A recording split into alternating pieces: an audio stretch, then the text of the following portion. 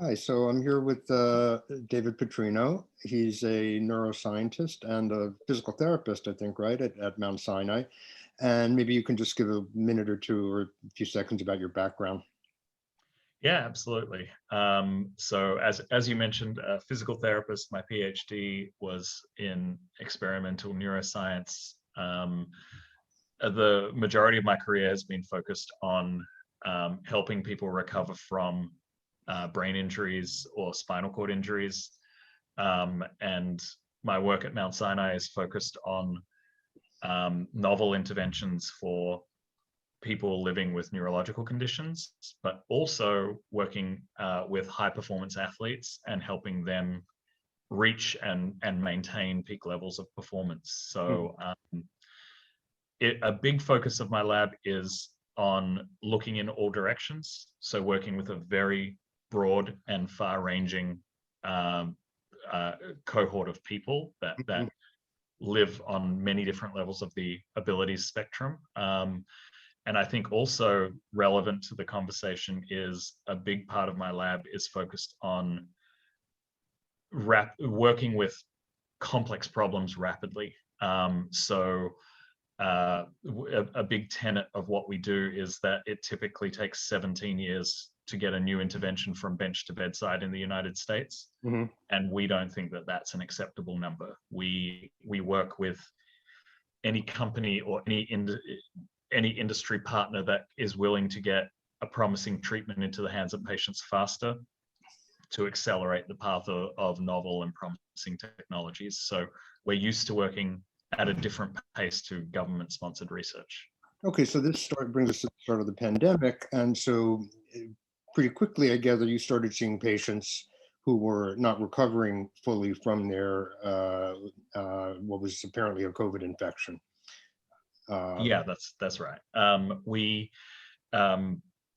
were remotely monitoring stroke patients when the pandemic hit with an app that we had developed in-house. And so we pretty quickly just rejiggered the app so that rather than monitoring people for blood pressure disparities or issues with motor function, which we do in stroke patients, we started monitoring acute COVID patients for evidence that they were experiencing signs associated with respiratory failure.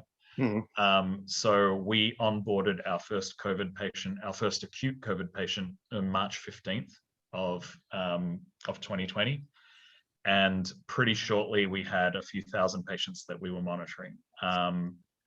By April, the end of April, there was a percentage of people who we had been monitoring with our app that started to express that they were having persistent symptoms. On our cohort of people that were being monitored by the app, it was roughly 10 to 15%. So it really caught our eye that 10 to 15% of people that were being monitored, for the most part, only 5% of our cohort that we monitored with the app ended up in hospital. We were able to keep most people out of hospital and monitor them conservatively.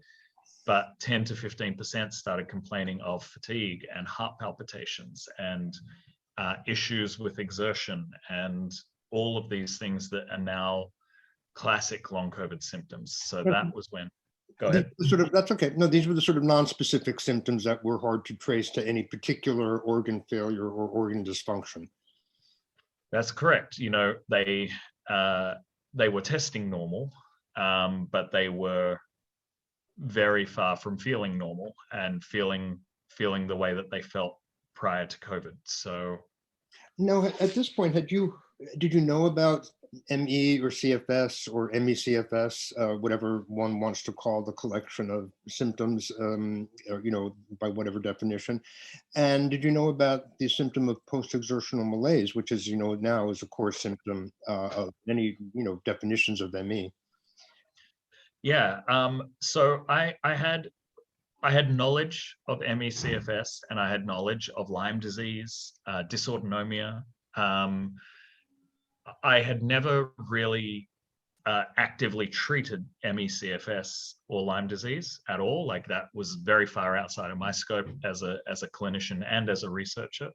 But I had treated dysautonomia in the past, because a lot of what we do with traumatic brain injury and concussion, we see individuals with dysautonomia, and we see people who are experiencing exertional symptoms, and we see people who are exhibiting all of these very intense symptoms that can completely disrupt your life and your ability to function, and yet not show on standard laboratory testing. So we felt, I don't know if anyone's qualified, but we felt in some ways qualified to at least start hearing patient stories and seeing what might help.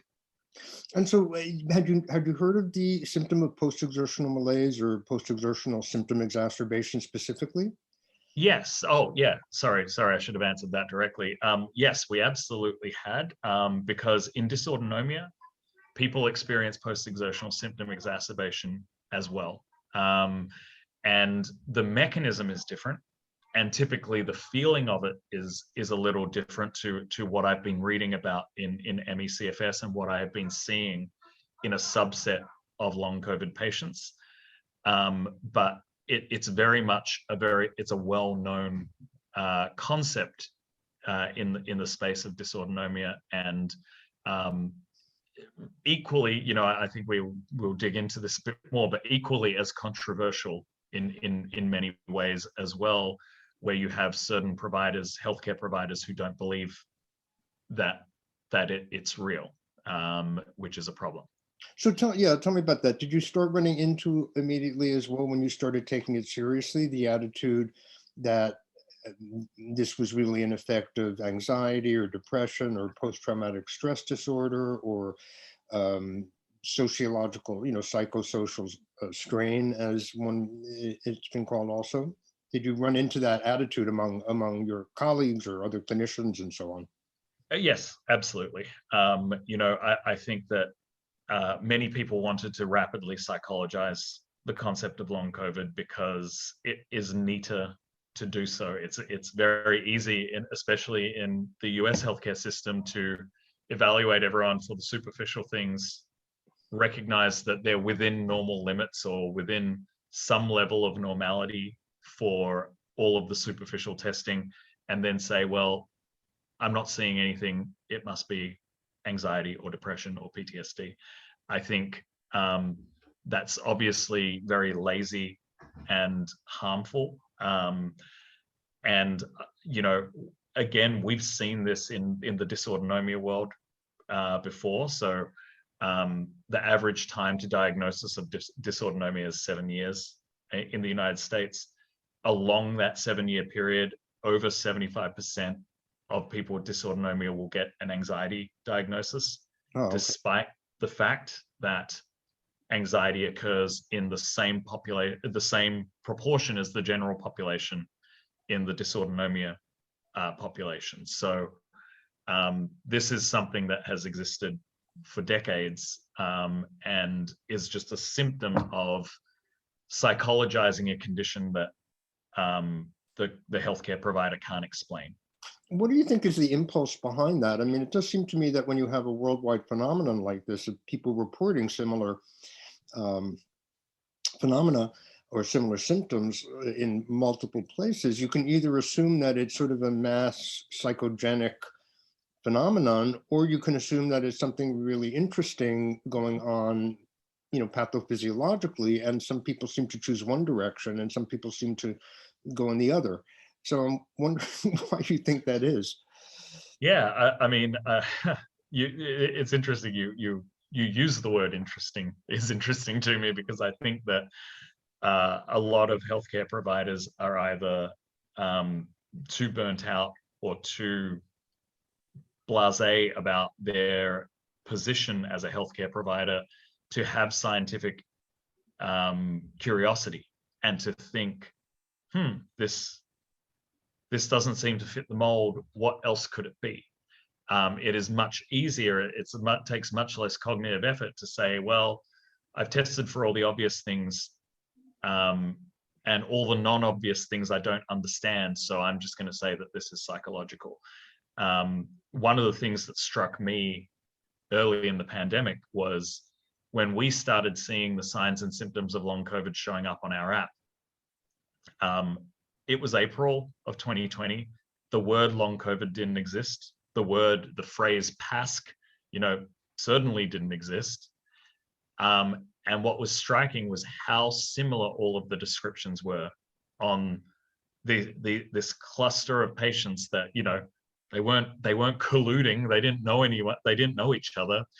COVID was a brand new phenomenon, and this list of just fatigue, inability to concentrate, cognitive symptoms, experience of post-exertional symptoms. It was just all so consistent coming in from so many people. So why don't we actually define, long COVID obviously is sort of a shorthand for a lot of different things. So how is it being used operationally at this point? What is long COVID? And maybe you could break it up into several components. Some people really do have organ damage that's identified, or cardiac damage, or lung damage, and some people have what they call post-ICU syndrome. So some people have things that are measurable or identifiable by basic testing, yeah? Yeah. So I think a working definition is a very important thing. I'm going to make one sort of equivalence here, because long COVID is a patient-led term, and depending on who you're speaking with in the patient community or the long COVID community, it can be more. Sorry, you good? Yep. Okay. Sorry, someone just came in here, so I was signaling. No worries. So long COVID is a patient-led term. So depending on who you're talking to in the patient world, sometimes, or the long COVID community, sometimes it can mean different things to different people. But many people with long COVID will acknowledge that long COVID can be used as an interchangeable term with PASC, post-acute sequelae of COVID, which is what the NIH and the CDC arrived upon. And the way that they define it is any new, returning, or ongoing symptoms that have occurred or worsened as a result of an acute COVID infection. So basically that means that anyone who is feeling diminished or unwell, and the CDC defines the period as they say, they're very strict, they say 4 weeks after an acute COVID infection, has PASC in some way, shape, or form. Now that's a necessarily broad diagnosis. I like that they've made the diagnostic criteria so broad, because it means that you can put a long COVID ICD-10 code diagnosis on people who present to you as unwell without too much difficulty in confirming that they meet the inclusion criteria. They even showed enough foresight, and I think that this was very much, in fact, due to advocacy from groups like Body Politic and other long COVID support groups, to make sure that you didn't need to show evidence of a positive PCR test or antibody test. Your doctor could make a clinical diagnosis based on your symptoms, which is very important for health disparities and individuals who didn't have access to testing, or individuals. So let's point out why is that important? Because one of the arguments against the pathophysiology of long COVID is that, well, some of these people don't have a positive PCR test, even though in the beginning it was very hard to get one. Others raise the issue that, well, when you look at the serology, they don't have positive antibody tests as well. So it seems to me, it would seem that from that perspective, maybe they weren't infected, although I would say that it's possible that people who have long COVID have less robust antibody responses, perhaps, and that's why you may not find antibody responses as robust in those people. But why is it important to define it without necessarily having those indicators? Yeah, testing is imperfect. you know, in the simplest sense, testing is imperfect and testing is not available equally to everyone. So from a health equity standpoint, I think it's important to acknowledge that if you're living in a low socioeconomic status situation in the United States, you simply didn't have access to testing. And you were just told, you know, show up to the hospital if you're desperate, otherwise just stay at home if you feel sick. And that advice confounded long COVID care for many, many people because they did not get a formal diagnosis. Well, that was also not really a socio-demographic. I mean, everybody pretty much was told to stay home unless you desperately had to come to the hospital. No, absolutely. And absolutely that's an issue. But as with all things health disparity, it was felt more by people in low socioeconomic status and members of historically excluded groups in healthcare settings. So it's just this worry of making the health disparities wider if you don't do something correctly. And how about the serology tests, sort of negative on serology tests? Why shouldn't that be counted as a discounting factor of having had COVID? Yeah, and so this speaks to just the imperfection of the tests. Now, there have been multiple studies at this point that place the percentage of the population who actually don't seroconvert. So people who don't mount an antibody response that is detectable by these antibody tests, somewhere in the neighborhood of 10% to 25%. So that's a really big range of people who might test negative on a antibody test because they just didn't seroconvert. In addition to that, there are false negative rates for most of the tests that sit around 5 to 10%. So someone might get a negative result, but actually have antibodies. And then as we know, antibodies, as we know from all the vaccination literature now, antibodies are a moving target. So if you got sick in March and didn't get antibody tested until April, May, when you were feeling 3 or 4 months of persistent symptoms, it is highly likely that your antibody levels had faded to a point where they were no longer detectable by the test, but you did in fact have COVID-19 infection. And so all of those factors come into play when making sure that everyone who may have had the condition gets counted. So how do you, I mean, obviously in any time you have a condition that's measured by symptoms, there are going to be some people who self-identify or who are identified clinically as having it who probably don't have it, right? Who have something else or are perhaps having some symptoms driven by anxiety or depression or so on. So given that there are going to be probably some of those people, how, if you're not requiring the biological test, how do those people get separated out? I mean, so again, the argument that this is all or this is mostly mass hysteria seems to me to be a bit, off, ridiculous a little bit.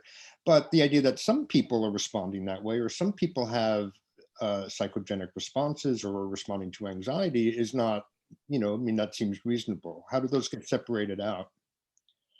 Yeah, I mean, I think that this is a relatively simple answer, actually, which is you believe everyone. You baseline believe everybody. And then rather than trying to put people into little diagnostic boxes and ship them down well-traveled care pathways that don't take a lot of cognitive effort from a clinical point of view, but make your billing and your processes very easy. You take in all the patients. You believe everyone. You believe that everyone who says they're feeling unwell is in fact feeling unwell, and you start going through the diagnostic process of running the appropriate tests and putting people through the appropriate evaluations and attempting the appropriate treatments based on this. The problem with just psychologizing everybody isn't that yes, maybe, a small percentage of the folks who are coming for care are cases of psychological illness. The problem isn't that. The problem is that, we're ignoring the vast majority of people who are actively telling their physicians, something is physically wrong with me. No, I've worked clinically for almost 20 years now, and I'm yet to find an individual who wanted to be unwell. Even in cases of depression and anxiety, it's not like they're saying, yes, I've got this great diagnosis and I can just stay home from work and never work. That the system is geared as though that is how people operate. But the reality is no one wants their life taken away from them with any of the conditions that we're dealing with. And so what they deserve is a healthcare provider who listens, who chases the symptoms that are being presented with until we find the underlying cause and then address the underlying cause. So there's no specific treatment, obviously, since we don't exactly know what it is. So what is it that you're do in terms of treatment? How does one treat? Is it more symptomatic treatment at this point? Yes, absolutely. So for right now, we're starting to pull together protocols to test for different types of things. So things like metabolic dysfunction, looking at mitochondrial function, looking at cortisol production, and other biomarkers of metabolic function. We're starting to look at autonomic function and the autonomic nervous system, being this part of your nervous system that controls all of your unconscious bodily functions. We try to objectively measure what's happening in people's autonomic nervous system, and in a large subset of the long COVID crew who are coming to our clinic, we're seeing a dysfunction in the autonomic nervous system, and then we're applying for research funding to do things that have been starting to be discovered in people with long COVID, and interestingly, in people with ME/CFS, as the research has started to expand, things that indicate vascular dysfunction like microclots and so on and so forth. And then also in collaboration with people like Akiko Iwasaki, we're looking at immune and inflammatory cytokine dysfunction in this cohort. So all of that research is pointing us toward targeted therapies that might help. But in the short term, where we're seeing signs of autonomic dysfunction, where we're treating those symptoms with autonomic rehabilitation, where we're seeing extreme fatigue and activity intolerance and post-exertional symptoms, we're managing those symptoms with conversations about energy conservation techniques like pacing, and explaining to individuals that what the working definition of exertion is, which is not just I got on the treadmill and I ran for a mile.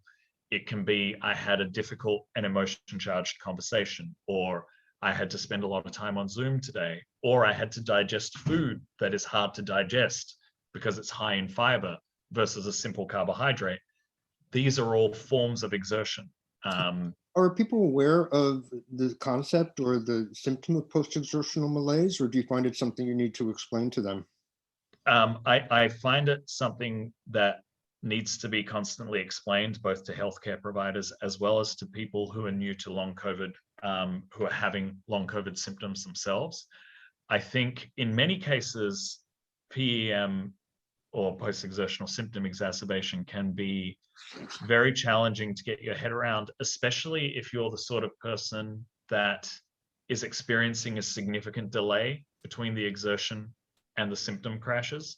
So it's easy to understand PEM if you do something exertional and then you're crashed for the rest of the day.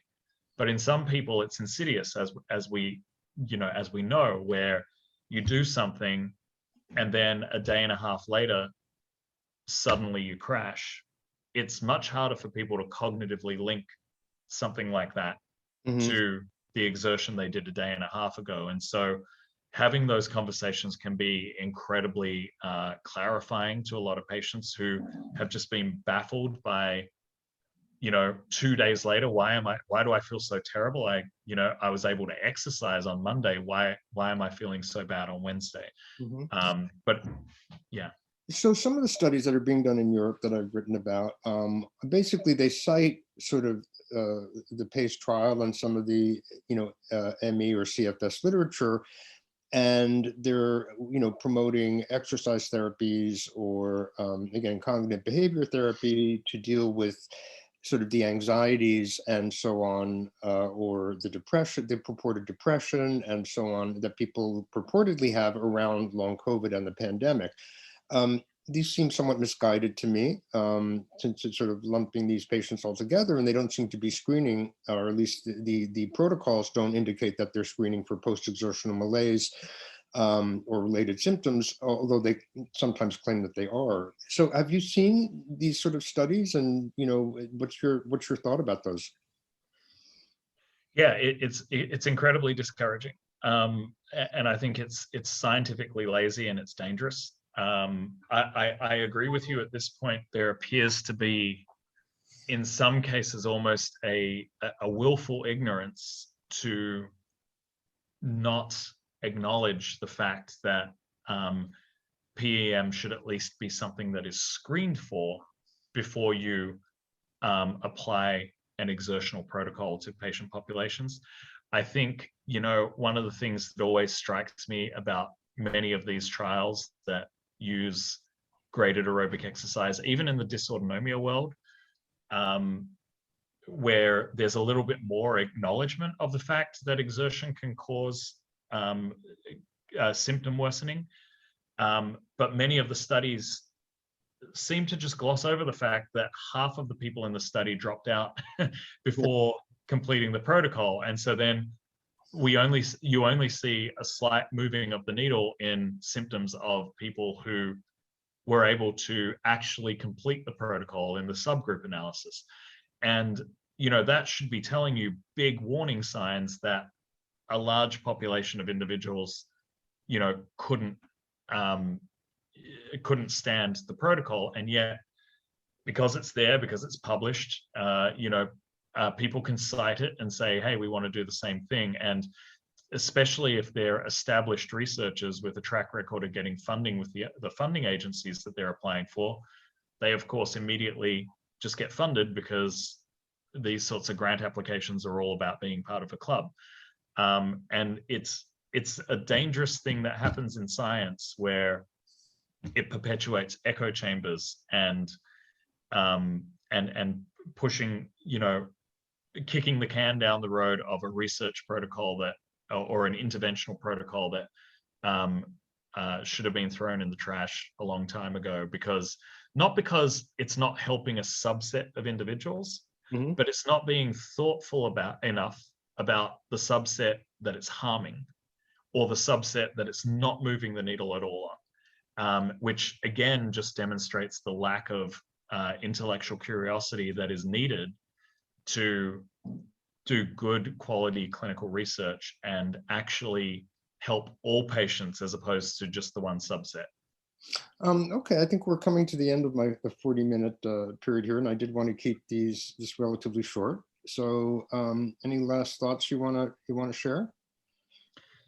Well, I think the thing that needs to be just said over and over again is that long COVID is complex. It is most likely many different things that we need to start to tease apart as we understand the underlying physiology more and more. And so there's no one silver bullet to what is going to help one person recover from long COVID and another person. We're not going to see some miracle cure that does it for everybody. What we need to do is listen to our patients. We need to conduct thoughtful and rapid science to understand the different endotypes, and then understand the different treatments that go along with each endotype. And that's how we're going to solve this thing. And some people remain sick, unfortunately. For now, some people absolutely are not responding to available treatment options out there, and they should not be swept under the rug or ignored or labeled as difficult patients. These are individuals who just have a pathology process that we don't know how to look for yet, and they deserve care, attention, and research as much as everybody else. Okay, thanks. I think we're going to get cut off. Let me end the recording here.